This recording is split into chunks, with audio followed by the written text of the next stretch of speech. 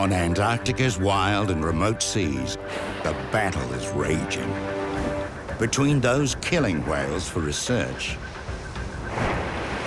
and those attempting to stop them. Now, a daring team of scientists head into this Cold War zone to prove it's possible to research these great leviathans without harming them.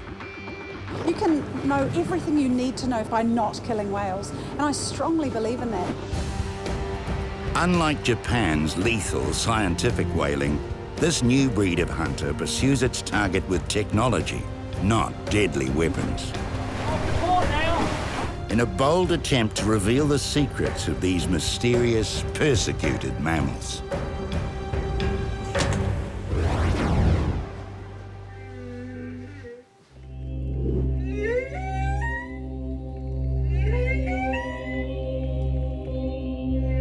Beloved for their haunting song and approachability, there's still a lot we don't know about the mighty humpback.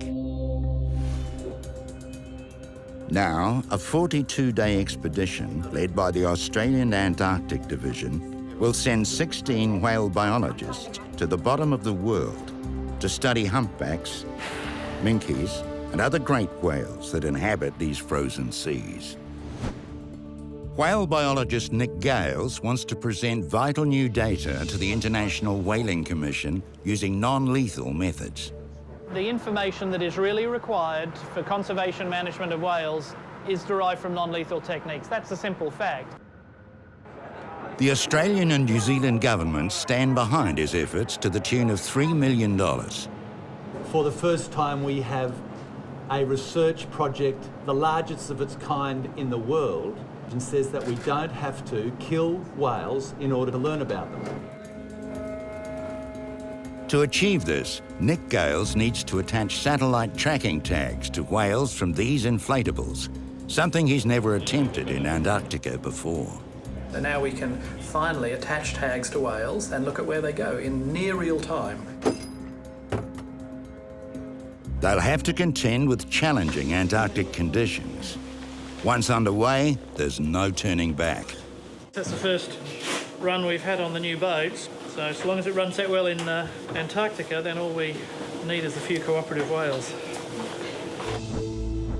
First, they'll head south into the little-known Eastern Ross Sea.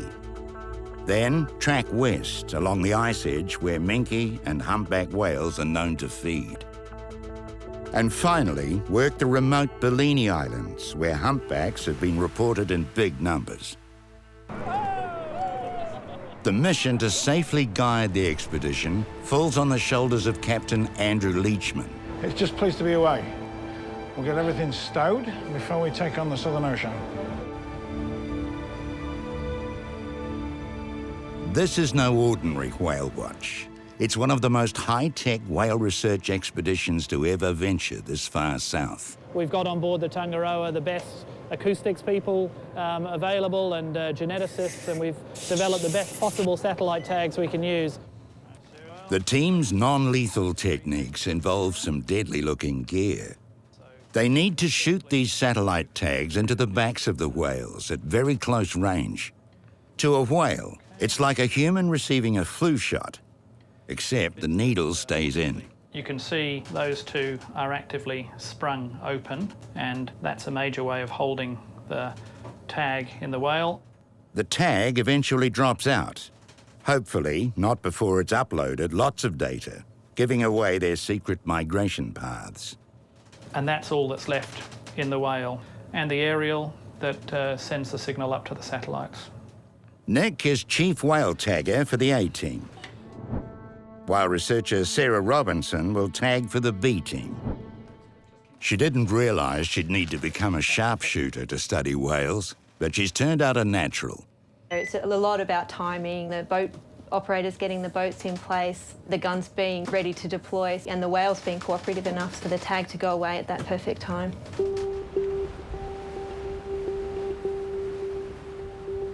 By day 2, the team is settling into shipboard life while the sea is still calm. Also aboard is genetics researcher Natalie Schmidt, making her first trip to Antarctica. with a family legacy to uphold. Her great-grandfather was part of a famous Australian expedition to Antarctica in 1911. He was one of the wireless operators on Macquarie Island during Mawson's expedition. And so I've grown up as a young kid with this fascination of Antarctica and, wanting to follow in his footsteps. Now she has that chance. Natalie's mission is to make DNA connections between humpback whales studied in Eastern Australia and the Pacific with those she encounters in Antarctica. Well, the questions that I'm really interested in studying down here is what humpback breeding populations are using this part of the Southern Ocean to feed. Are we seeing just one breeding population, or are we also seeing some of the rarer breeding populations that migrate off the South Pacific? To find those answers, Natalie needs help. Fellow researcher Simon Childerhouse will dart the whales to retrieve a tiny skin sample or biopsy using specially adapted rifles. Then basically I'll go back and extract the DNA and then we can find out all sorts of things. Natalie needs at least 50 specimens to give her a wide enough genetic sample to complete her PhD.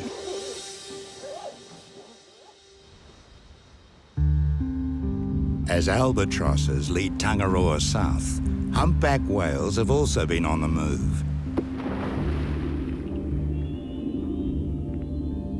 Their great migration started 4,000 kilometres north in the tropics, where warm oceans provide an ideal nursery.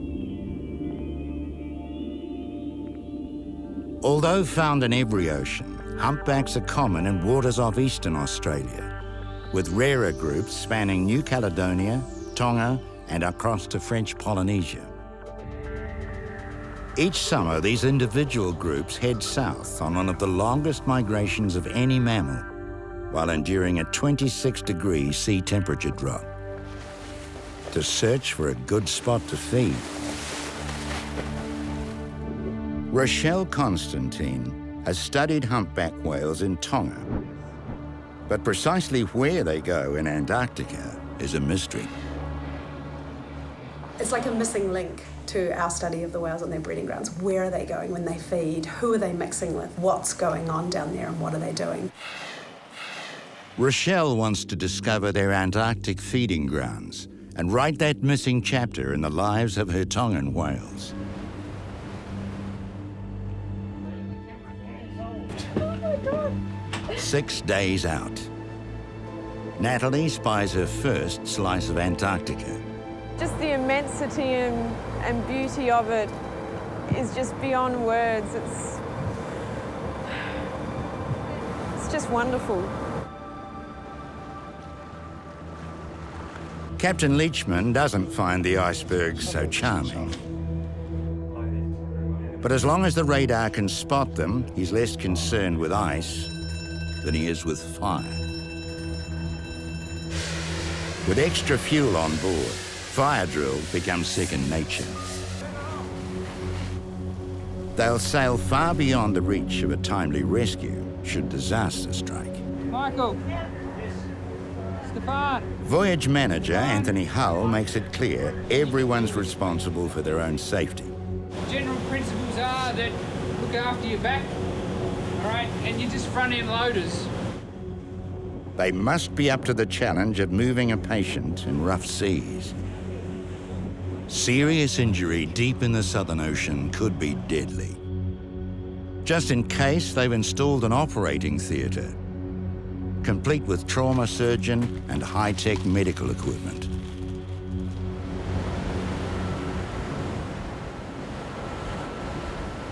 With the safety drills over, Sarah begins the science program.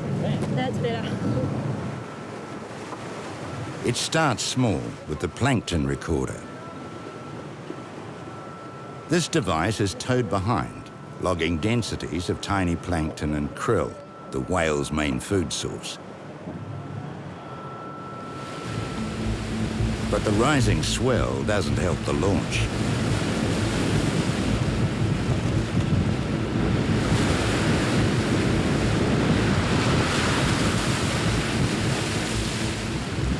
It's a constant reminder of the dangers ahead. As the storm kicks up, Tangaroa's radar goes out, unsettling the normally unflappable captain. But I wish the radar would work. When the wind got up to 45 knots, the radar stopped, which makes it a little bit difficult. It makes me cross.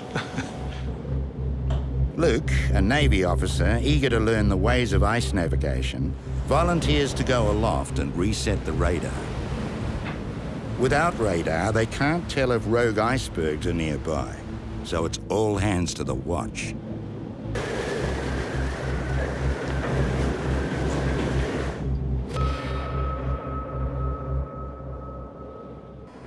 As the sea increases, Natalie needs to learn simple tasks, like walking and keeping meals down. I've tried to make sure that everything in my cabin has been, strapped in, and I'm looking forward to stepping up onto the bridge and just having a look at these big seas. That is if I don't get the dreaded seasickness. From now on, this will be the new normal.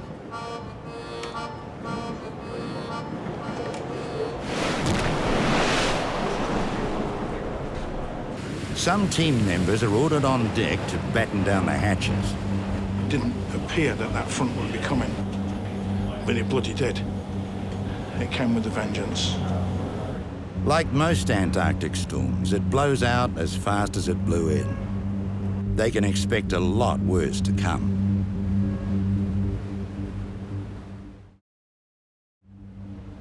As the sea settles, the captain spots a whale in the distance. Coming, Dave?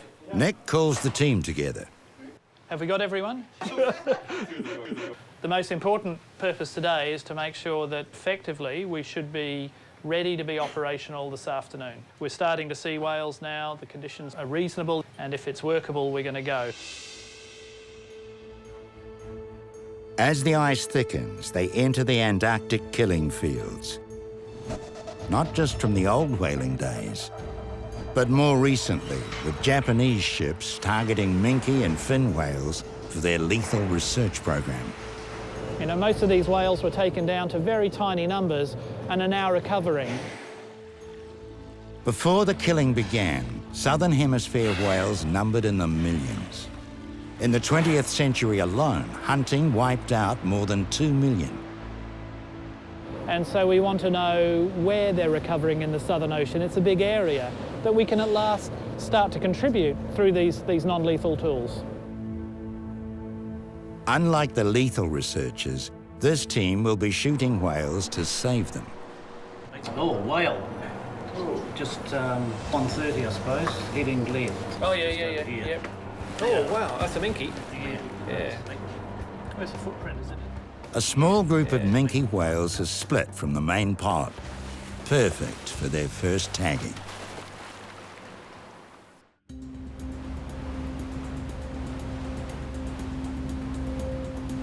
"14 days into the voyage, and the team finally have a chance to start working with whales. I think it's like 4 or 5. They looked sort of like they were going So it looked like left to they're right, coming over but not moving fast. They'll have to move fast.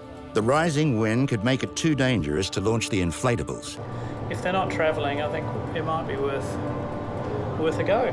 Yeah. Well, I might just grab the... Natalie, we're off. Really? It's time for Natalie to get her DNA research up and running, and for Nick to put the satellite tagging system to the test. Antarctic conditions mean they'll need every fibre their high-tech clothing can offer. I don't know what to expect. I can hardly move. I'm totally covered up, and I'm going to put these on now. They'd only survive 15 minutes if they get dumped in the freezing ocean. So dry suits are their only barrier between life and death.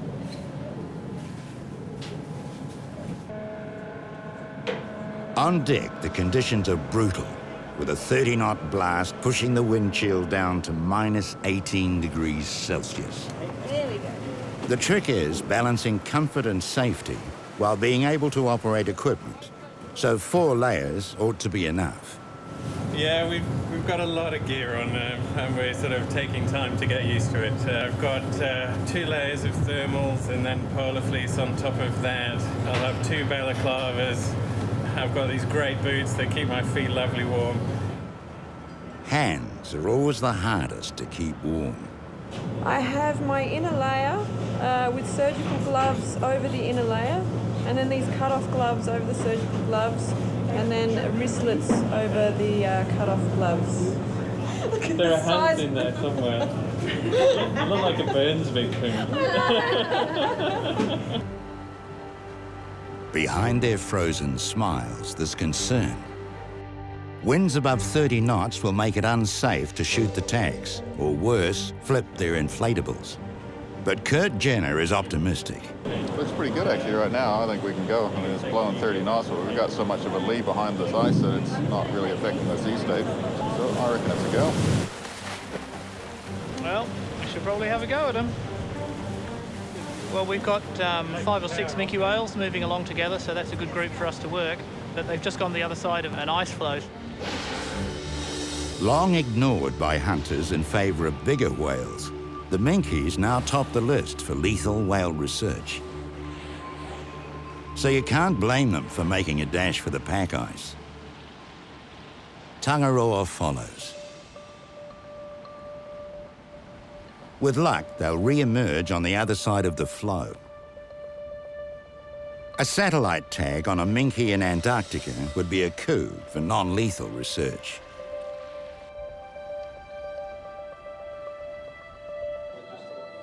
Captain Leachman will feel better back in the open water.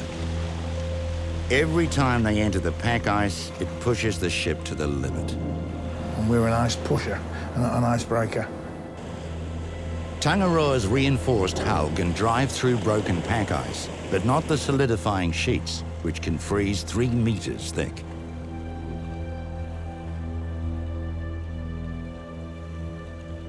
His main concern is for the tagging teams. It'll be very difficult to put the boat in here because we couldn't go to the rescue if they got tipped up. After 30 precarious minutes, Tangaroa breaks free, and the minkies are still in sight. That's fantastic, Andrew. What kind of range are they currently over? About 2 miles. With Nick and the team about to launch, safety man Anthony Hull puts forward his concerns. I think you and I need to get ourselves in a position where we can make a decision because we've got 30 knots up there. I'm going to put 30 as the cutoff. We have to stick to that. Okay. I'm with a deteriorating forecast still, so. All right, stand down. Launching is declared too risky, leaving Nick disappointed, and the tagging team all dressed up and nowhere to go.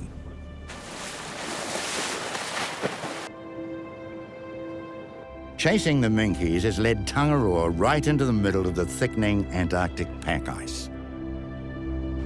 It's probably only 30, maybe 35 miles to the open sea. The difficulty is we're only able to do about 2 knots in these sort of conditions. But I can do without this. I really want to be in open water. It could take another 2 days to safely steer the ship out. Oh, hang on, it's starting to clear over there.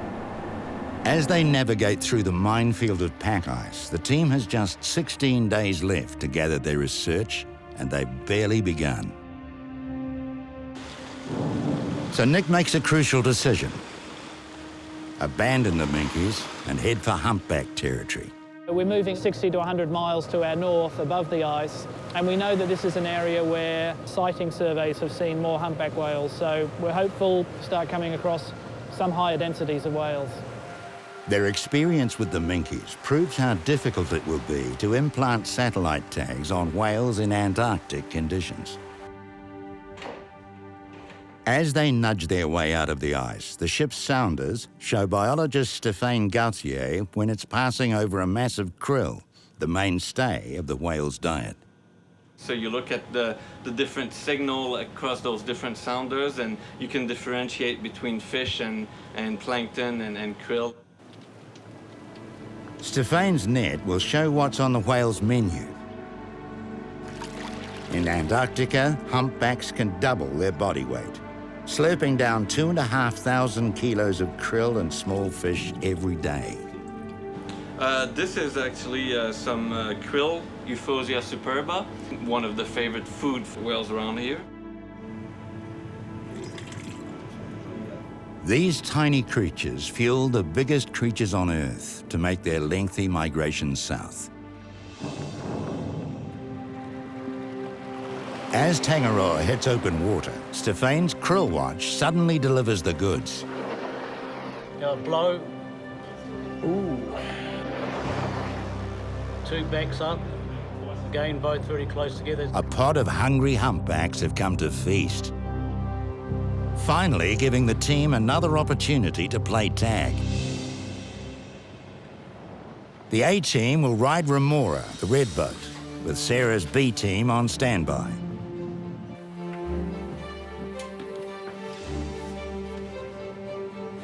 Next on satellite tagging to track whale movements.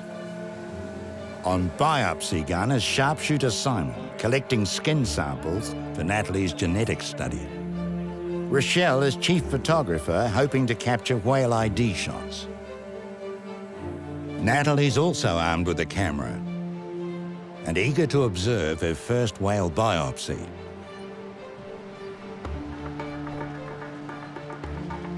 Launching inflatables takes time, so the team on the bridge needs to keep tabs on the whales. If spooked, they'll dive. And these monsters of the deep can submerge for 30 minutes and swim more than 10 kilometers on a single breath. Next tagging gun fires with compressed air. The spike is kept sterile to protect the whales from infection. Kurt needs eyes in the back of his head to keep track of nearby whales. So Rochelle and Natalie help keep lookout, along with the spotters on Tangaroa's bridge. Yeah, about 75 degrees left. Come left, Remora. Go slightly left, over. Copy that, heading slightly left.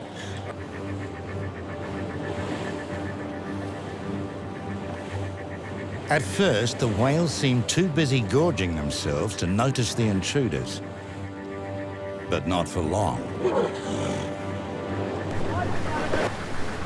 Now the chase is on.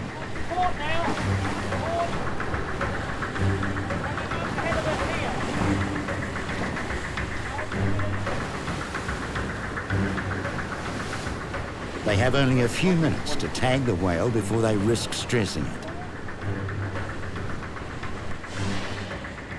Kurt steers perilously close, so Nick can aim the tag precisely at the whale's body for the best satellite signal, while Simon's at the ready to biopsy dart the whale.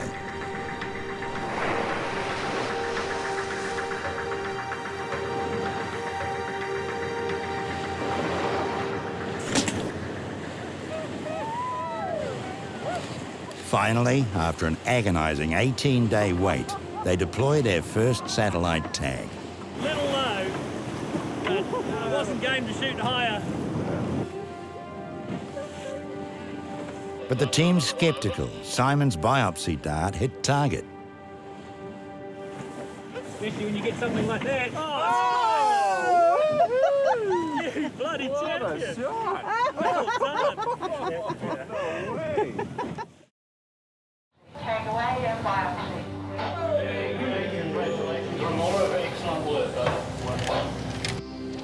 First, the satellite tag driven home by the tag projectile. Then Simon's biopsy dart. It's a double whammy.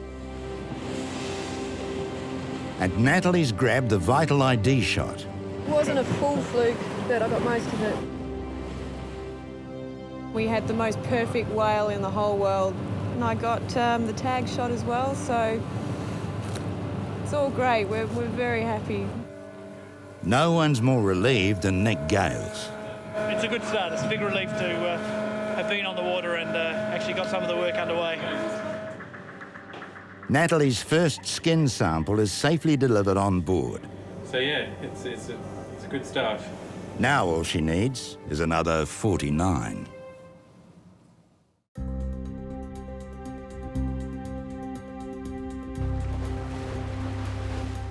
Day 22, more than halfway through the voyage. With just one satellite tag deployed, Nick desperately needs to get their research back on track. That's the current waypoint, isn't it? It is. Chasing the minkies has put them behind schedule to reach the Balini Islands, their original destination. Try and focus in on making sure we get to areas where we think the highest aggregations are going to be. Yep. Known as a humpback hideaway, it'll take another 4 precious days to get there before the next storm front arrives. Rochelle uses the downtime to review photo ID shots taken so far, numbering each whale snapped for later matching. There's 3. Yeah, that's 3. Yep. Yep. I got 3 as well, but it was a different angle to this. It was looking down. Yeah. Each dorsal fin and tail fluke acts like a whale thumbprint. No two are alike.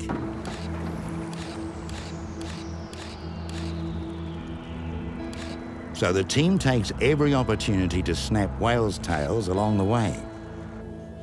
Rochelle will add them to a worldwide database that becomes a sort of travel diary for humpbacks. And we've got some whales we've seen for 10, 12 years now, and we've seen them in 4 places. And it's like, where are you going? Where do you go in Antarctica on the way down? And so I'm excited about the possibility of finding answers to those questions. Data collector Catriona might have that first answer. She's downloaded the latest satellite tracks from their only tagged humpback. The tag is beaming back the first clues about this lone whale's feeding behaviour and movements. Nick, I've got the latest data up for you. But they'll need more tags out for the bigger picture of whale movements. It really moved up quite quickly to here, didn't it? And it's just been sitting there feeding in one tight aggregation area there. If we had more time, it'd be interesting to come all the way over and have a look at that. This is something Nick doesn't have. Tangaroa must stay on course for the Balinis. Unless this man hears differently. Jason Gadamke has been launching sonar buoys throughout the expedition to eavesdrop on the whales. The buoys let us listen to any underwater sounds that are in the area, so if whales are producing sounds, we should be able to pick the sounds up and calculate bearings to where the whales are. So this is the sound of the sonar buoy. He's just picked up sounds from the Earth's largest creature ever. You've got 1, 2, 3, 4, and then a 5th. This could lead to something truly big. What are you hearing, Jason? Lots of blue whale sounds.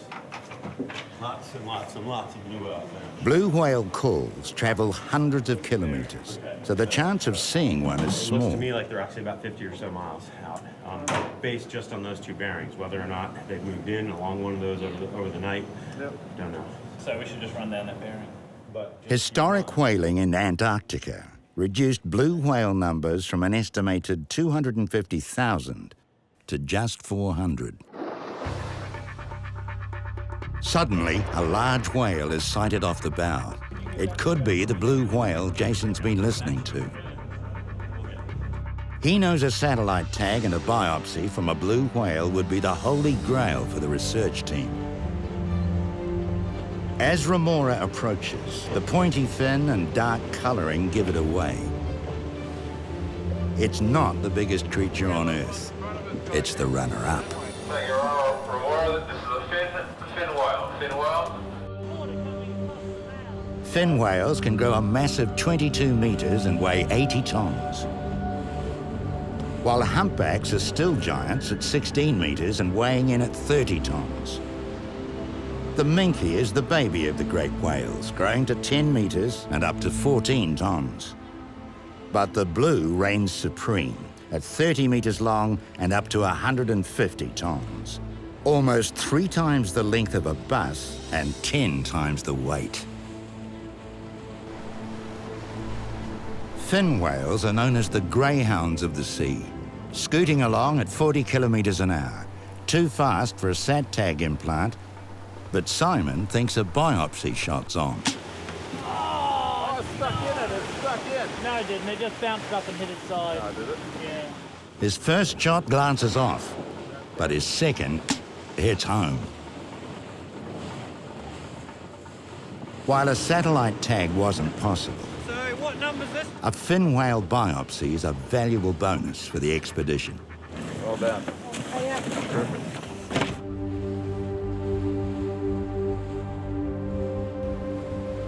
It's another 3 days steam to the Balini Islands, where hopefully the team's luck will change. Nick realises the Balinis could be their last chance to salvage the expedition before they head home. The forecast calls for settled weather, whatever that means in Antarctica.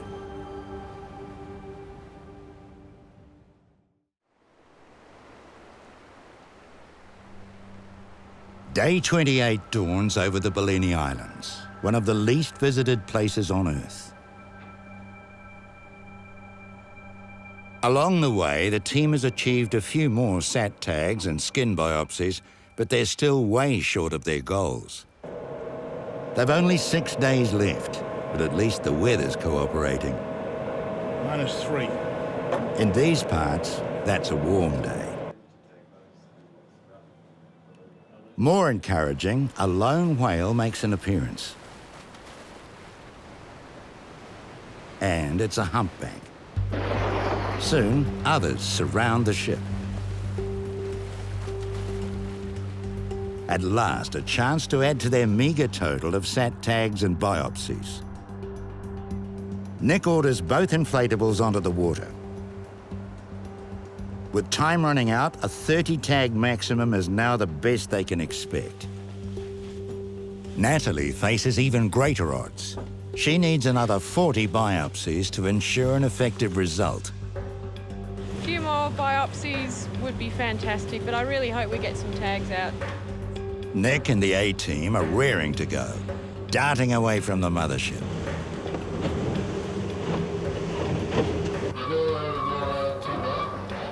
The whales have just surfaced on your stern, probably about 300 metres behind you, over. Back on board, Sarah is champing at the bit to get out. I am looking forward to it. I hope we have some really cooperative whales and be great. Tango, this is Beluga, radio test. Beluga, Tangaroa, yeah, getting you loud and clear. Yeah, clear to launch. But safety comes first. The red and grey boats need to stay well out of each other's way. A stray shot from a high-powered tagging gun could be fatal. But it looks like both teams have plenty of whales to choose from. Wherever whales feed, birds swoop to pick up the scraps. So flocks of sooty shearwaters become a useful whale indicator. Like the humpbacks, sooties have also migrated thousands of kilometres south to gorge themselves on krill. Remora approaches the first whale. A drowsy female snoozing on the surface. If startled, she could easily flip them into the sea with her strong tail.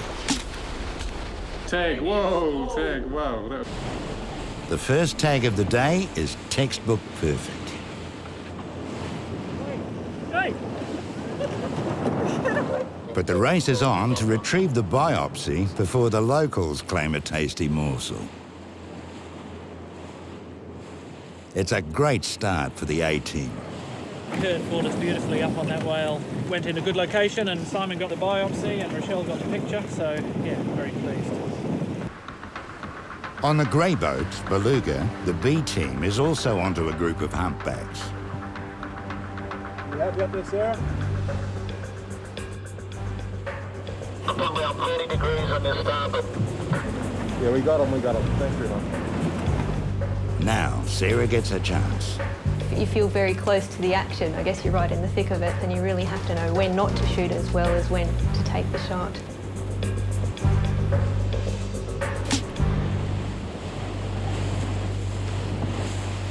Tag away and biopsy at 2 flukes. With both teams on target, Paul the whale spotter turns competitive. That was great. 1-1. Immediately, Nick positions Remora onto another handy pair of humpbacks.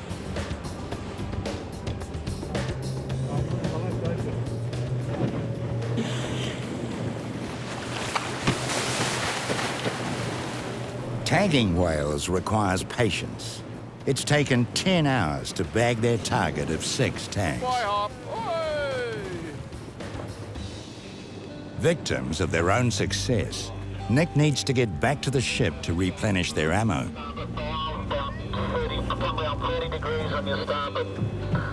This gives Simon the chance to take over the bowsprit and claim another biopsy for Natalie. Gotcha. Maybe. I think that was a good hit. That was a good hit. Keeper? Yeah, it's a keeper. Good hit. As Natalie's biopsy tally rises, the Tangaroa team quickly prepares more SAT tags for Nick. I'm just gonna hurl it over to you. I'll get it right on. Thank you very much. With the teams rearmed and the weather holding, they head straight back into the fray.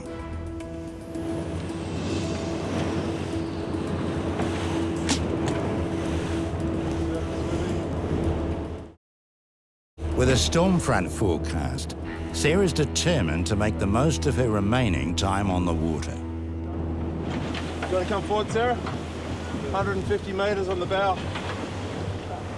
It'd be really nice to get a few more tags out today and end on a high. Yeah, we got them, Thanks very much.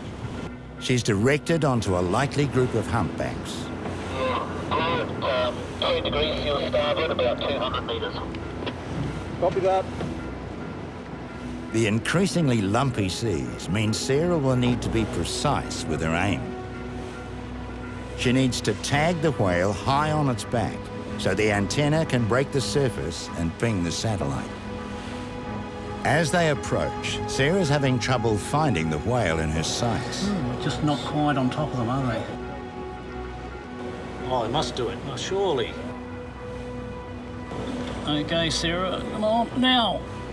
In the heaving swell, she chooses a moment. Coming up, across the bow. Well done. Over. With the weather finally closing in, it's time to call in the teams and update their tally. They don't realize it yet, but the team has broken a record. 16 satellite tags deployed over 2 days.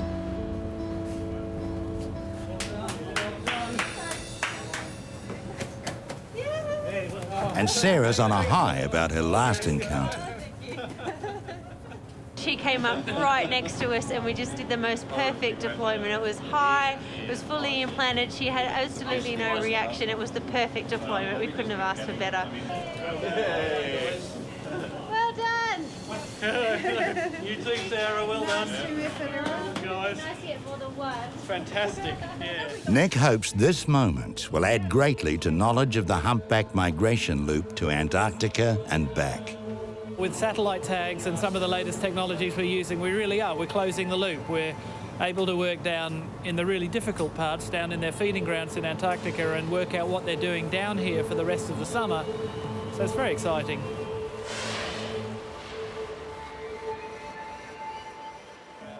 Natalie's PhD is also back on track, with 23 more biopsies collected. I was quite worried for a time there, thinking we're just not going to get enough samples, but today has given us all a real boost. But she's still well short of the total she needs. On the bridge, the latest weather report is in. It seems a settled spell in these parts comes at a price. And now it's payback time. In Antarctica, storms strike with such power that even a sturdy ship like Tangaroa can't avoid their fury. Screaming 70-knot winds funnel past the Balini Islands, and massive swells pound the ship.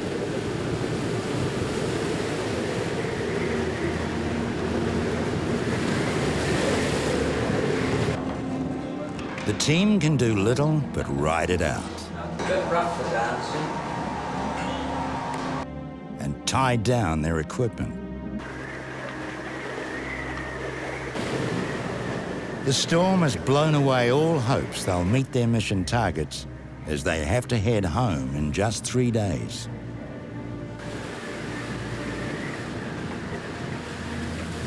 Without enough biopsies, Natalie's genetic work could be severely limited. So there we are there at the moment. Nick needs to rethink their strategy, and fast.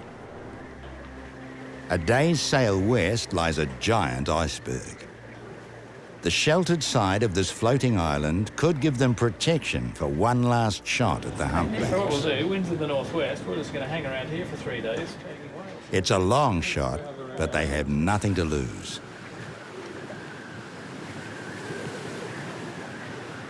As Tangaroa approaches, there's absolutely no chance of missing it on the radar. Now that's an impressive iceberg. It is indeed. So what sort of size is it? It's huge. 28 miles long and about 18 miles wide. I don't actually know where it ends yet. It's a remnant from a massive berg that broke away over 10 years ago.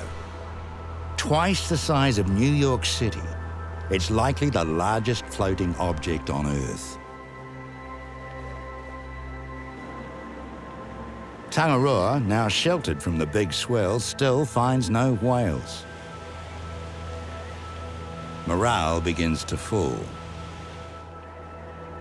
Nick orders the crew to pack up and lash down the inflatables for the long journey home.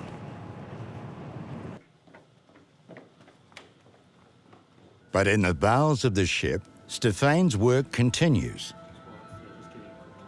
Suddenly, he detects they're passing over a huge mass of krill. And where you find krill, you usually find whales. Humpbacks are all around them. Nick.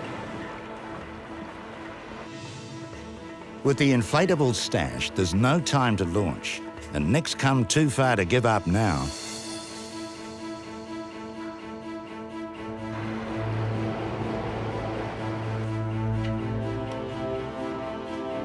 Like a sniper for science, he's determined to tag a whale from the deck, 10 meters above the rolling waves, something he's never tried before.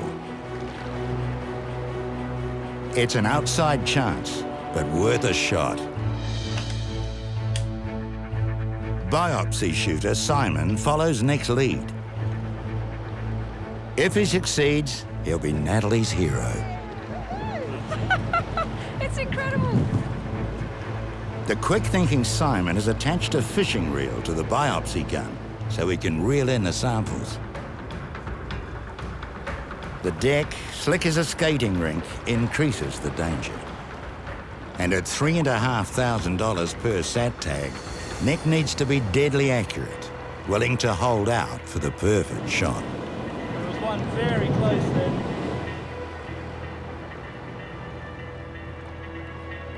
Around 20 humpbacks appear to be enjoying Tangaroa's company. Simon lines up his first whale around 30 meters away.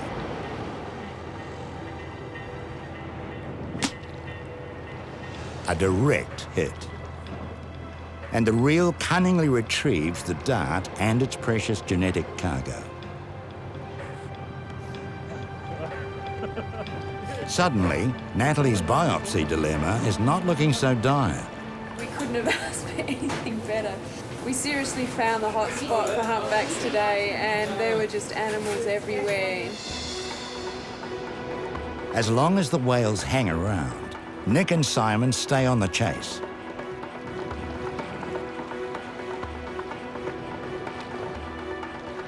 While Simon picks off the whale biopsies, Nick stays in pursuit of a handy humpback. He needs to be in exactly the right place at the right time. His aim is true. Soon, satellite tag number 30 will start uploading precious data. It's the first one I've had the nerve to actually shoot from the ship. It was a long shot, so it was probably a 20-metre shot at least. With 30 sat tags now deployed, they've finally met their target. But on the bow, Simon's still shooting. With whales still around the ship, Natalie's tally continues to rise. The more biopsies mean better accuracy for her DNA study.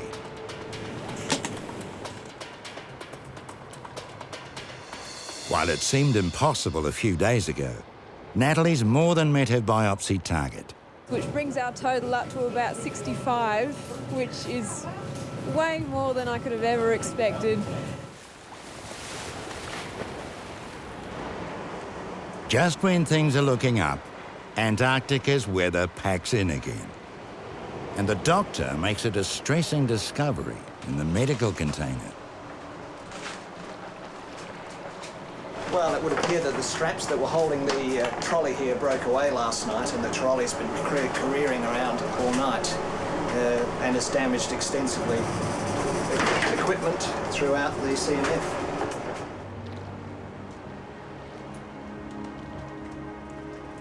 Without emergency medical backup, there's no option but to continue their journey home.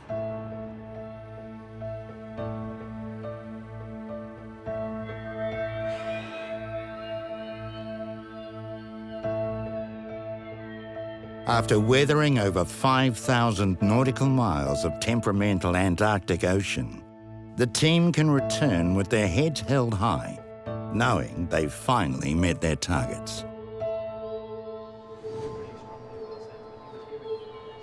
With the satellite data constantly downloading, Nick can track the whale's movements in near real time. It's fantastic to actually see the data flowing in now and just starting to see some early patterns in where they go for their krill.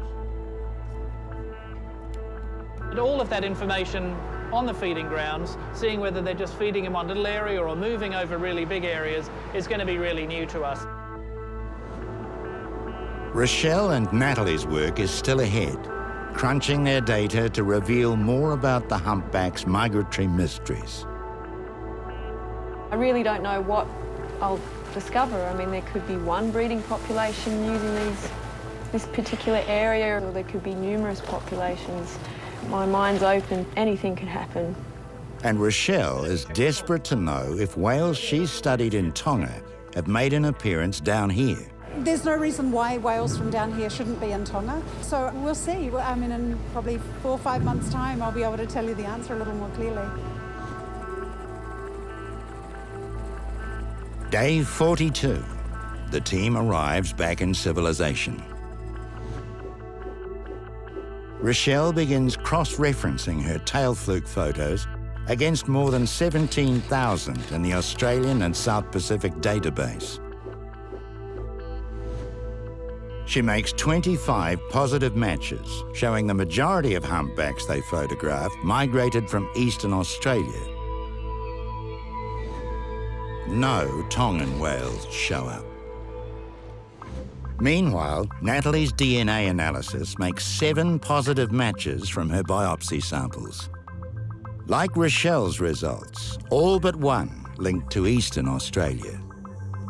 But when she makes a more complex study, using all the genetic data available, it produces a surprising result.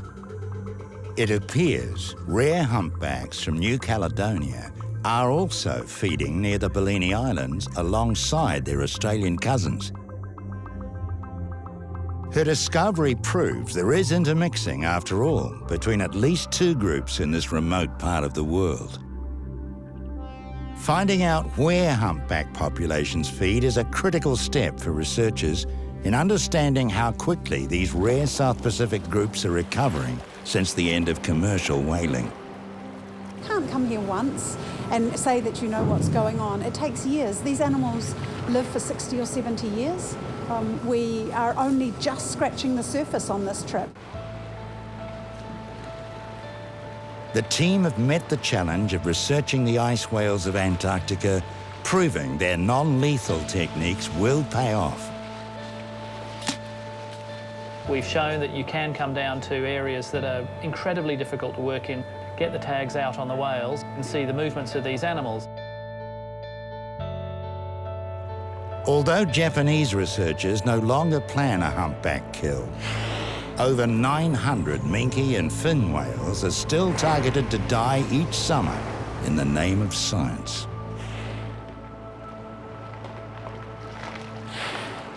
Effectively, we need really good science to manage these animals in a wise way. And that science can be and is being delivered using non-lethal techniques.